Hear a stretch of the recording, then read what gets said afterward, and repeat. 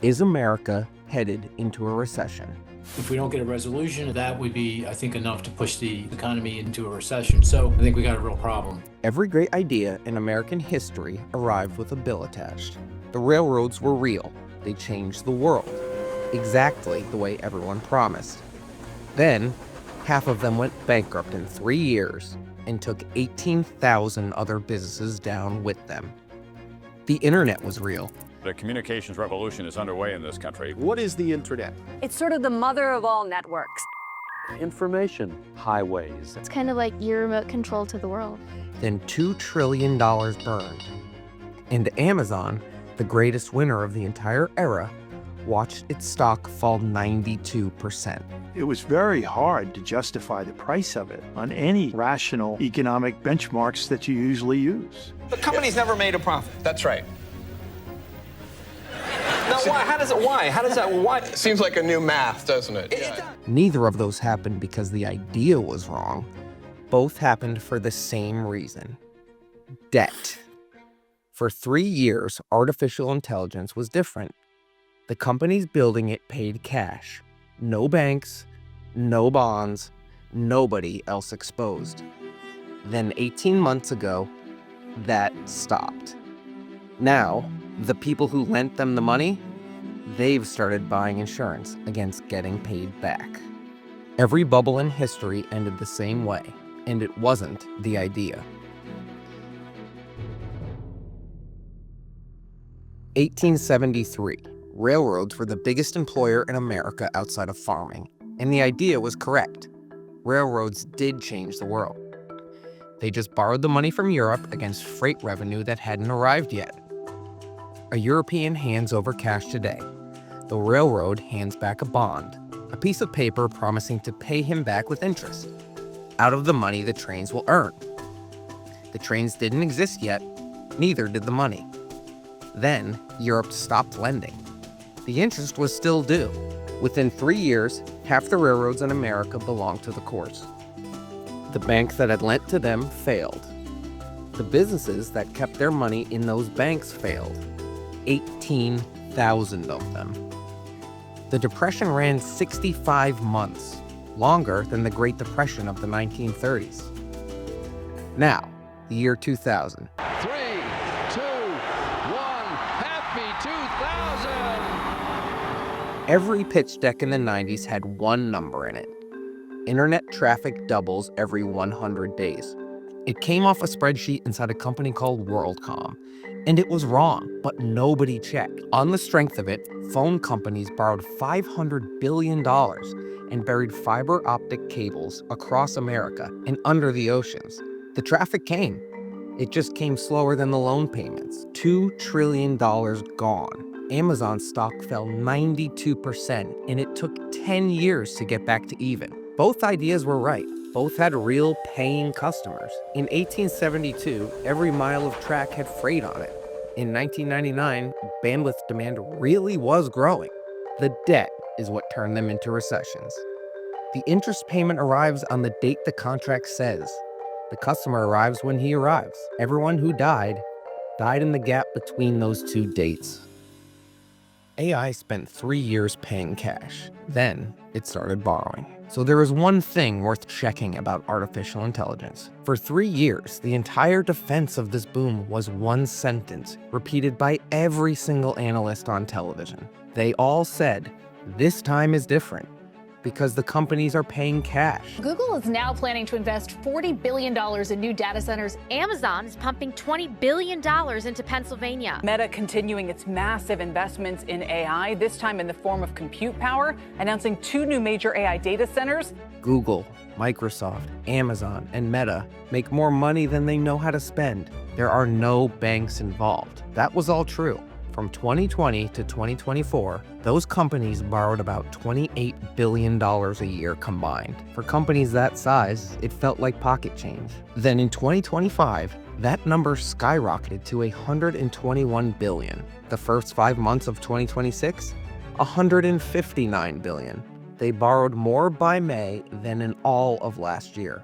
Oracle is now spending twice as much building data centers this year as its entire business brings in. The other half is borrowed.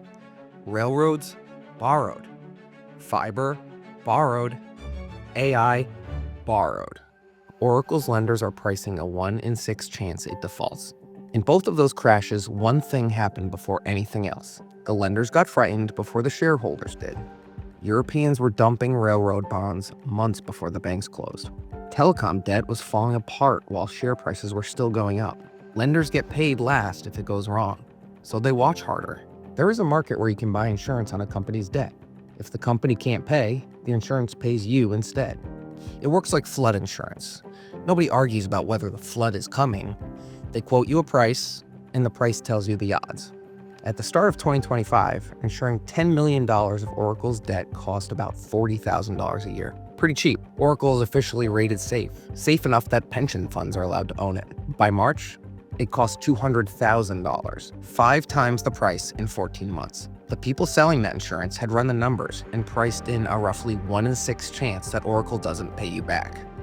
Now, the stock. Oracle peaked in September 2025, right after announcing an enormous deal with OpenAI. The market cheered. Then the stock fell 60%. The lenders repriced Oracle in the autumn. The shareholders found out in the spring. November 2025 was the worst month for Oracle stock since 2001. It was the same order as 1873, same order as 2000.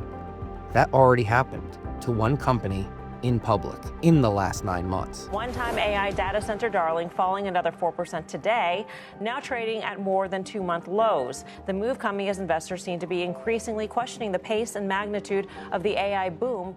And in June, the Bank for International Settlements, where central banks keep their own money, compared today's AI boom to 2 things by name: the dot-com bubble and the 19th century railroad boom. AI is already cutting the jobs it hasn't paid for yet. Here is what makes this one different from the railroads.